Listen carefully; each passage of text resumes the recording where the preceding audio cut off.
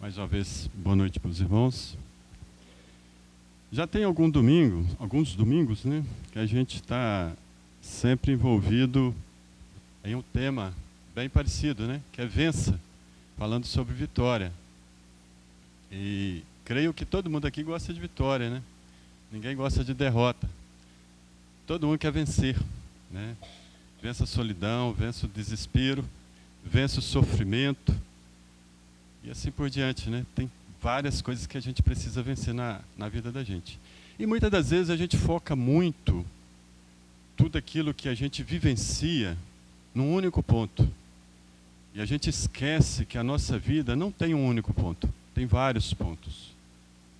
E às vezes a gente deixa a desejar muitas coisas que Deus tem para manifestar na nossa vida, porque às vezes a gente esquece que Deus quer ser abundante na vida de cada um de nós, em todos os pontos da nossa vida. Não só num ponto só, mas em todos os pontos. E isso é muito importante, esses temas sobre a vitória, sobre vencer, porque, irmãos, quando a gente acorda de manhã, o que a gente quer da vida? No dia que a gente acorda, né, a gente tem vários compromissos, vários deveres, e a gente acorda com esperança de quê? De que tudo vai dar errado? É isso que a gente tem? Essa esperança? Né? Essa vontade, esse desejo que tudo dê errado? Não, que tudo dê certo. Eu acho que, às vezes a gente vive de uma certa forma que a gente quer plantar abóbora e colher manga. Porque a gente quer vencer em todas as áreas da nossa vida, mas nós buscamos no lugar errado. E na palavra de Deus a gente encontra aquilo que nós precisamos encontrar. É na palavra de Deus. E nessa noite a gente vai falar sobre vença a solidão, e acredito que ninguém aqui está solitário, né? Todo mundo aqui está bem acompanhado com a presença de Deus. E nós vamos pedir ao nosso irmão Valério, que vai passar um vídeo. Não é grande, é bem curto. Irmã Isadora. Mesma coisa, é uma só carne. Vai passar um vídeo, não é grande, é bem curto, é 2h30, acho que é, né, irmã Isadora? Passa rapidinho, não dá nem tempo de dormir. Aí logo após a gente vai ler a palavra de Deus e continuar o sermão. Quantos anos a senhora tem? 98. 98. Quantos filhos a senhora tem? Eu tenho 4, meu e uma de criança, mas não tenho lugar na casa do meu filho. Sei. A senhora quer me contar, me falar a sua poesia? A senhora vai me falar a sua poesia? Agora? Agora, pode falar, querida. A senhora que fez. Quem sou eu? Uma anciã que não tem nome, é apenas a velha. Quem sou eu que olha para o presente e vê no livro desfolhado só tem desilusão?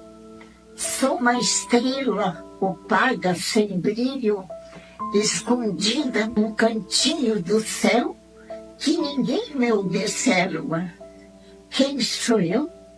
Uma anciã que não tem nome, é apenas a velha. Se vocês estiverem me vendo ou me ouvindo, eu quero que vocês saibam que esses olhos cansados, sem brilho, muito chorou por vocês nas noites de vigília.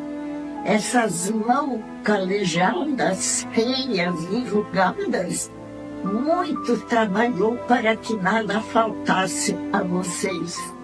Esses pés já cansados, muito trilharam caminhos bons para dar bom exemplo a vocês. Quem sou eu? Uma anciã que não tem nome e desprezada pela família. Muito bonito. Isso a senhora fez para os seus filhos? Eu fiz para eles escutar. Não sei se eles escutaram.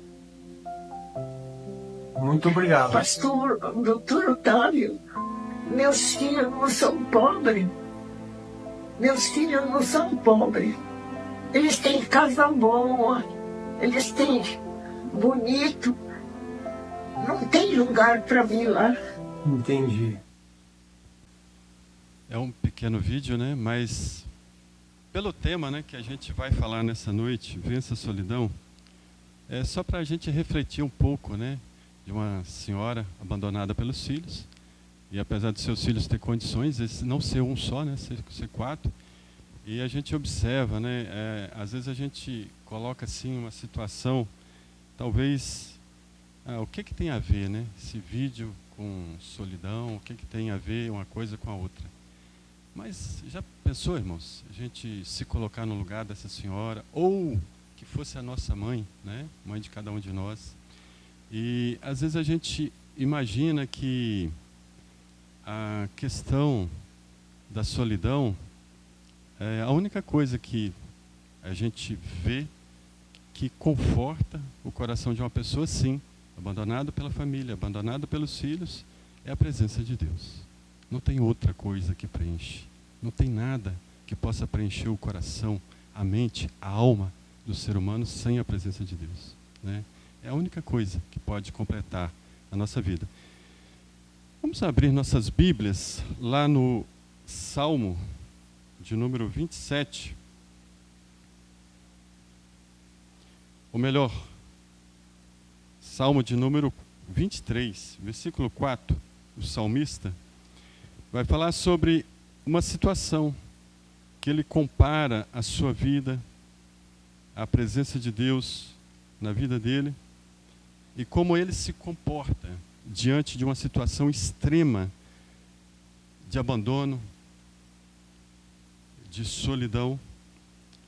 Salmo de número 23, versículo 4. Ainda que eu ande por um vale escuro como a morte, não terei medo de nada, pois tu, ó Senhor Deus, estás comigo. Tu me proteges e me diriges. Amém. Como nós já dissemos, né, o tema é Vença a Solidão. E, irmãos, existe uma situação que a gente sempre pensa nela. Os irmãos acreditam que palavra tem poder? Tem? Não tem? Palavra tem poder? Certo. Como que surgem as palavras? Quando nós falamos, qual é o princípio dela em nossa vida? Da onde ela nasce? Da onde é a origem dela? Onde começa? Coração. Quando a palavra diz coração na Bíblia, está remetendo ao quê? A mente. A mente, os pensamentos, né? Os pensamentos do homem. Já imaginaram? Pensamento tem poder? Então, quer dizer, pensamento também tem poder, né? Ou não tem? Tem poder. Palavra tem poder. E por que a gente foca tanto nas palavras que têm poder no sentido negativo? Porque a gente costuma, quando as coisas dão errado, quando alguma coisa que não sai do jeito que a gente quer, a gente faz o quê? Reclama, maldiz a situação e às vezes até coloca a culpa em Deus, né? Porque Deus, o Senhor me abandonou? Por que o Senhor não ouve a minha oração? Por que o Senhor não atende a minha súplica? A gente sempre se coloca no sentido da palavra ter poder, do pensamento ter poder, mas no sentido negativo. Não seria muito melhor a gente inverter as coisas? Se palavra tem poder, se pensamento tem poder, por que a gente não fala coisas boas para nós mesmos, para o irmão, para o semelhante, para o próximo, né? Por que a gente não reflete com relação a estar falando algo bom? Porque quando alguém fala assim, falar bem, pensar positivamente, isso aí é coisa de filósofo, né? Isso aí não existe. Mas a gente acredita que se falar mal, a palavra tem poder. E por que falar bem não tem poder? Só falar mal tem poder. Então não é a palavra em si, é como ela é direcionada, como ela é falada, é isso? Será que é isso? Né? É o que mais a gente vê, né? Os irmãos vê, todos nós vemos isso aí, né? Que a gente usa assim, a palavra tem poder, mas só no sentido negativo. Então, se ela tem poder, se os pensamentos têm poder, nós podemos direcionar ela para coisas boas. Certo ou errado? Talvez eu estou falando coisa aqui, estou falando coisa demais, está sendo assim, fora do padrão, né? Não sei. Mas é isso. Então, praticamente todas as coisas têm início aonde? Dentro, os irmãos falaram aí, da nossa mente, não é isso? O irmão Barnabé falou aí, o irmão Foquete concluiu, dentro da nossa mente. Se todas as coisas têm início dentro da nossa mente, aonde então a gente tem que buscar a diferença, a mudança? É do lado de fora? Né? É do lado de dentro, dentro da nossa mente. Então, se praticamente todas as coisas, elas se originam dentro da nossa mente, é onde nós precisamos mudar. A forma como interpretamos os fatos, os acontecimentos, modelam ou moldam a nossa visão. Então, observar, irmãos, que tem pessoas que vivem no mesmo ambiente, uma enxerga de uma forma as coisas e outra enxerga de outra forma as coisas. Nem sempre a visão são iguais. Então, o que define as pessoas? É o ambiente? É a fé? É a visão? É a mentalidade? É o tipo de pensamento? O que define elas? E quando a gente está aqui focando, né, e falando sobre vença a solidão, a solidão ela pode ser algo que nós criamos. Ela pode ser virtual e não real. Porque às vezes eu crio uma forma baseado nos sentimentos que eu tenho, mas não é o que é verdade, não é o que é a realidade. E aí eu vou criando o meu mundo vazio na solidão e às vezes vou colocando a culpa em quem? Em Deus, na família, na igreja e assim por diante. Então, se nós precisamos vencer a solidão, nós também precisamos entender qual o significado, né, da solidão. A solidão, na sua grande maioria, ela é o resultado de uma escolha individual, baseada em presunções humanas, né? Às vezes a pessoa, ela sempre gosta de dizer assim, ninguém gosta de mim, né? A gente ouve muito, às vezes, a pessoa falar, principalmente quando está se colocando no lugar de vítima, ou eu sou um estorvo, né, na vida dos outros, na vida do meu irmão, na vida dos meus pais, na vida dos meus filhos, e assim por diante, né? Sou um tropeço, eu sou sempre o culpado, nasci para sofrer, melhor ficar no meu canto, eu mereço. Isso tudo são palavras, são frases ditas que impelem uma pessoa para um estado solitário de solidão, que automaticamente vai criando uma bolha dentro ou em volta, né, de si próprio.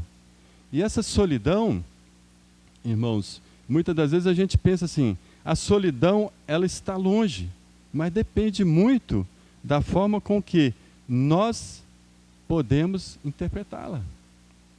Eu posso criar uma situação de solidão para mim, basta eu querer, é uma questão de escolha. Uma das situações, por exemplo, que isso é científico, que a pessoa pode promover um sentimento de depressão, por exemplo. Se você andar com os ombros arriados e olhando para baixo, você vai ativar algo no seu cérebro que vai te levar a se comunicar consigo mesmo no sentimento negativo. Uma das coisas que ajuda, de certa forma, uma pessoa para não pensar dessa forma é um esporte chamado vôlei, que a pessoa está sempre olhando para cima, sempre com ombros para cima. Então, assim, se a gente for analisar bem no ponto técnico, existem algumas situações que nós podemos evitar fisicamente. Estamos falando aqui fisicamente, emocionalmente, psicologicamente. Porém, como nós conhecemos a verdade, nós temos que entender que a palavra de Deus ela é a única que preenche o nosso vazio. Não tem outra coisa que preenche o nosso vazio. E nós vamos falar também um pouco sobre conectados com o mundo e longe de Deus. Vamos ler lá em Marcos, capítulo 8, verso 36, onde o Senhor Jesus, ele disse o seguinte: o que adianta ganhar o mundo inteiro e perder a vida? Isso é na linguagem de hoje, né? Sua vida, a vida verdadeira. Que adianta o homem ganhar todas as coisas do mundo e perder a vida eterna? E às vezes a gente sempre cria uma ilusão de que ganhar o mundo inteiro é ter bens materiais, é ter patrimônio, é ter um bom faturamento, é sempre jogando para o lado material da coisa. Mas sabe, irmãos, as pessoas estão trocando algo bom por algo ilusório. Hoje, as pessoas estão ganhando o mundo de uma forma, conhecendo o mundo e vivenciando uma vida virtual de passar a maior parte do tempo de frente de um celular, de frente de uma televisão, de frente de um computador. De certa forma, se você for olhar bem, a pessoa está ganhando o mundo dentro do seu conhecimento superficial, dentro de casa. Dentro de casa. E muitas das vezes, irmãos, passar 1 hora na presença de Deus, para muitos, é enfadonho. Passar 2, 3 horas, 4 horas, 5 horas, 6 horas, não importa, de madrugada, na frente de um celular, na frente de uma televisão, na frente de um computador, que seja, de uma tela, não é pesado. É leve. É fácil. Nossa, quando eu vi, já era 1 hora da madrugada. Quando eu vi, já tinha passado o horário de almoço, para quem tem o tempo, né? Mas aí quando você fala de experimentar a presença de Deus, as pessoas acham difícil, pesado, passar 1 hora, 1h30, 2 horas, quem sabe, é tudo pesado. E aí a pessoa, às vezes, num momento qualquer, ela se sente, mesmo junto com outras pessoas, mesmo conhecendo o mundo inteiro, ela se sente solitária, sozinha. Não tem tempo para orar, não tem tempo para ler a Bíblia, não tem tempo para ligar para o irmão, como é que o irmão está passando, né? Parece que eu estou falando de mim, né? Infelizmente, irmãos, nós pecamos em, às vezes, achar que nós somos vítimas, nós somos responsáveis, né? Então, nós estamos, às vezes, conectados com o mundo e longe de Deus. Pessoas isoladas, rodeadas de pessoas, vivem distantes, estando perto fisicamente, né? Quantas vezes a gente vê fatos, né? Hoje, dentro de uma sala, 3, 4 pessoas, dentro de um ambiente ali de 9 metros quadrados, sentado no sofá ou qualquer lugar, cada um com o celular na mão, um silêncio total. Silêncio total, ninguém conversa. Só o celular fala, né? Ao Deus poderoso, né? E às vezes a gente fala isso, irmãos, tem muitas pessoas que acham assim, isso é besteira, isso é bobagem, eu não vivo essa vida. Só Deus sabe. Só Deus sabe no íntimo do nosso coração quem somos nós, né? Inclusive tem um versículo, né? Só esqueci qual, que fala que Deus, de certa forma, examina os nossos corações para agir de forma como nós vivemos. Ele trata nós da forma como nós vivemos. É como o pai que tem 10 filhos e cada um ele trata de forma diferente, né? Às vezes a gente vê o seguinte: a pessoa tem 5 amigos no Face, mas na hora que ele precisa não tem nenhum amigo presente. Meus sentimentos são enganosos, né? Vamos ver o que fala lá em Jeremias, capítulo 17, e o verso 9. Quem pode entender o coração humano? Não há nada que engane, tanto como ele está doente demais para ser curado, né? Tantos sentimentos enganosos dentro do coração do homem. Lá em Provérbios 4, verso 23, também vai falar, tanto na versão Revista Almeida como na linguagem de hoje, que fala uma linguagem diferente, fala assim: tenha cuidado com o que você pensa, na linguagem de hoje, pois a sua vida é dirigida pelos seus pensamentos. Sobre tudo o que deve guardar, guarda o teu coração, porque dele procedem as saídas da vida. Viver nos enganos do coração leva a sentimentos frustrados, feridas, ilusões, dúvidas, solidão. E a gente vai levando uma vida de forma que a gente cria um mundo virtual para nós mesmos, e a gente às vezes custa entender que aquilo que foi feito foi criado por nós mesmos, porque a gente busca um caminho numa direção errada, no sentido errado. E quando a gente observa na palavra de Deus, quando fala assim, tenha cuidado com o que você pensa, irmãos, tem gente que fala assim, eu não consigo controlar meus pensamentos. Os pensamentos de ansiedade, de medo, de isolamento. Os pensamentos é como praticamente qualquer parte do seu corpo. Em que sentido? A gente tem que treinar. Baseado aonde? Principalmente na palavra de Deus. Ela é a base da nossa vida cristã, a base da nossa vida espiritual. E às vezes as preocupações, né, como diz lá em Provérbios, roubam a felicidade da gente. Por quê? Porque a gente está tão envolvido nos interesses próprios, na perspectiva humana, nos desejos humanos, que às vezes a gente esquece do propósito de Deus na nossa vida, da finalidade daquilo que nós estamos vivendo nessa vida. E esse é um sentido, não é apenas para a liderança, não é para os ministros, não é para os missionários, é para todos nós, todos aqueles que um dia entendeu quem é Deus na nossa vida.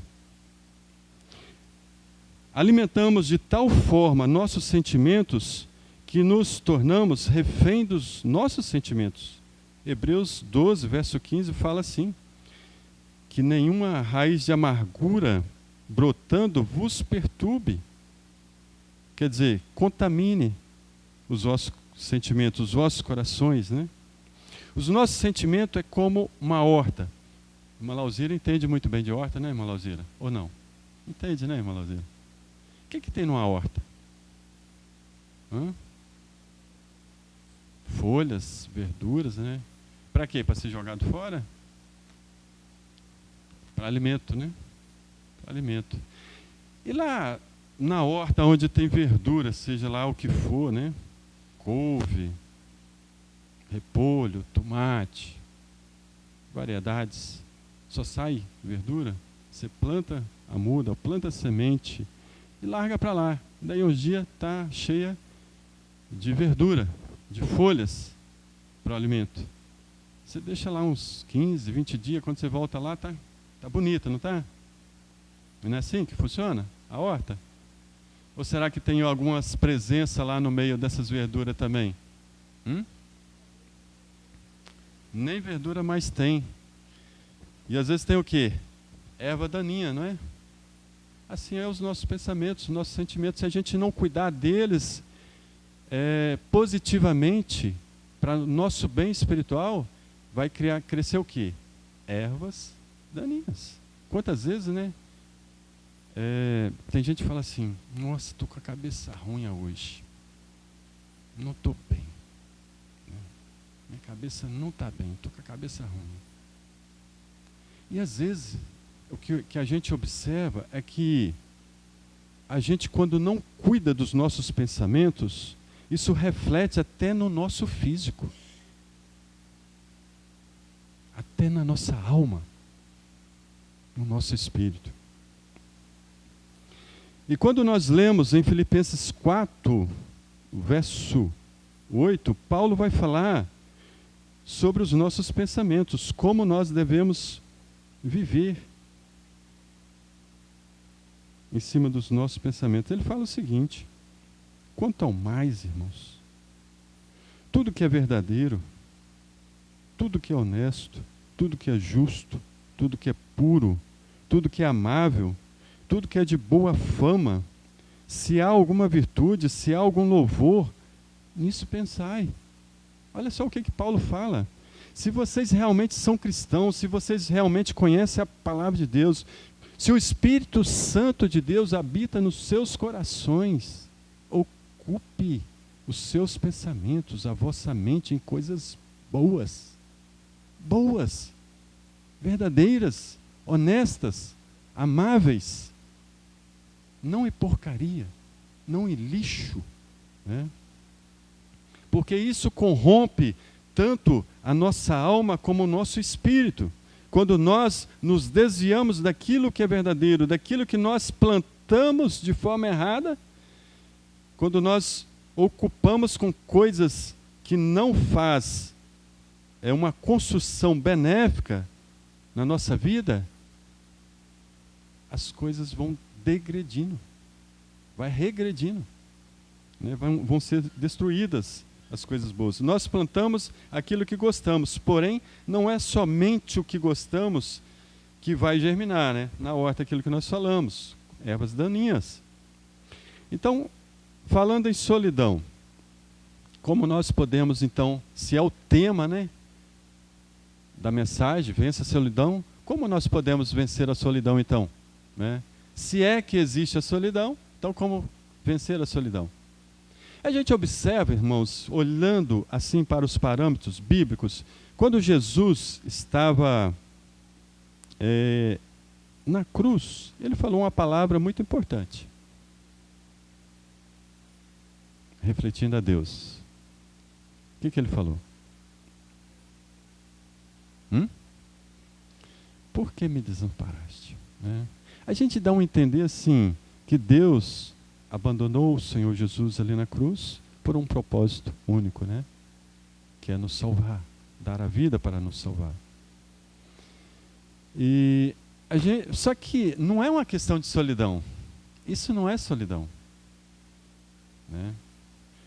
A questão que a gente está falando aqui sobre a questão de solidão é quando a gente remete numa situação de que a gente se sente só sem a presença de Deus. Então, o que preenche essa solidão humana? A presença de Deus, não é isso? Só a presença de Deus. Não é carro, não é casa, não é uma roupa bonita, né? Não é a doença, não é a saúde, não é nada disso que preenche a solidão. Só a presença de Deus, né? E para ela preencher os nossos corações, nós precisamos viver ela. E Salmo 27, verso 10, o salmista fala uma palavra muito bonita e muito importante, que nós não podemos esquecer dela. Porque ele diz assim: quando meu pai e minha mãe me desampararem, o Senhor me recolherá. Quando meu pai, né, estávamos conversando, mas o irmão Falquete, a coisa é forte, né? Meu pai, minha mãe, quando minha família, né, os mais próximos, mais perto, me desampararem, né, me abandonarem, eu tenho um recurso, que é Deus. Ele não me desampara, Ele não me abandona, né? Ele é um socorro presente na minha vida, é o único que pode me socorrer, o que eu posso me apoiar, que eu posso confiar e que eu posso pôr toda a minha confiança, toda a minha fé, não em pessoas. A gente precisa viver um ambiente de comunhão uns com os outros, mas não é eu que vou dar felicidade para o meu irmão, e nem a minha felicidade vai depender do meu irmão. Paulo disse: eu me deixarei gastar, ainda que amando-vos seja menos amado. Irmãos, como somos às vezes mesquinhos. Irmão Valério não me deu boa noite, eu já fico ressentindo a atitude do irmão. Que isso? É muita mesquinhez para nós. Nosso propósito de vida como cristão não está baseado num sentimento muito inútil e vago como este, de achar que por uma simples atitude de alguém a gente já perdeu a esperança e nos sentimos vitimizados, solitários. E a gente acaba dando o primeiro passo para um sentimento de solidão. Cadê o Espírito Santo? Que é presente na nossa vida, que prometeu Deus de estar sempre, todos os dias da nossa vida, presente aos nossos corações. Precisa de uma companhia melhor do que essa. Ainda que meus irmãos me abandonem, vamos falar assim, ainda que meu irmão me abandone, me traia, como que o Senhor Jesus falou, que muitos no final vão trair. Vamos fazer uma suposição que me traia. Eu vou agora abandonar a fé? Cadê a presença de Deus, né? Precisamos entender isso, precisamos criar essa maturidade, né? Não viver como crianças que por qualquer coisinha que a outra criança tira o doce, ele já pega a pirraça, né? Já se afasta. Ainda que depois volta, né, brincar, mas aquele sentimento instantâneo, carnal, né? Paulo dizendo sobre isso. Então, nenhuma solidão é pior do que a ausência de Deus. A presença de Deus nutre, preenche, completa, vence todo vazio do ser humano. Agora, irmãos, nós precisamos entender o seguinte: existe uma diferença entre solidão e uma outra palavra que a gente, no nosso meio, a gente não ouve falar muito, mas no meio virtual a gente ouve bastante, que é a palavra solitude. Solitude. A solitude, ela é diferente da solidão. A solidão é um sentimento de vazio, de isolamento e de uma pessoa só, sem ninguém, isolada e vazia. A solitude é um momento que você tira a estar só, principalmente para o cristão, com Deus. Porque para o mundo, o estar só, às vezes é para refletir só sobre ele, mas não coloca a presença de Deus. Nós, como cristãos, nós podemos exercer essa parte aí, mas estar sós com Deus. Aquilo que o Senhor Jesus disse, né, lá em Mateus 6, verso 6, né? Quando orares, entra no teu quarto, fecha a porta e fala com Deus em secreto, que Ele em secreto te recompensará. Essa é a vida do cristão, né? É vivenciar essa presença de Deus nos nossos corações. O estado de estar só, porém, reservar um tempo para estar a sós com Deus, em silêncio e em reflexão para fortalecer a fé e a comunhão. Sabendo, né, que na solidão temos a ausência de Deus, e só a presença de Deus vence a solidão, não temos motivo para viver a solidão, e viver na solidão pode ser uma escolha. Como nós vencemos a solidão? Né? Só com a presença de Deus. Acho que não tem outra forma. A pessoa pode se enganar, ele pode buscar outros complementos, mas quando ele estiver só, sem a presença de Deus, realmente ele vai viver na solidão. Não tem como. Só que nós, irmãos, precisamos entender que, apesar de toda uma situação que envolve os nossos sentimentos, que querem nos levar para uma situação onde Deus não quer que nós estejamos, nós precisamos buscar a maturidade, precisamos buscar aquilo que Deus quer revelar nos nossos corações. Como aquela senhora ali, a gente pode observar que ela tinha até o direito de falar, como ela foi desprezada pelos seus filhos, pela sua família. Mas com a presença de Deus, ainda que ela derramasse lágrimas por esse abandono, mas na presença de Deus, ela se sentia completa, confortável. Né? Porque só a presença de Deus muda e completa a nossa vida. Amém? Vou passar a palavra ao nosso irmão Valério.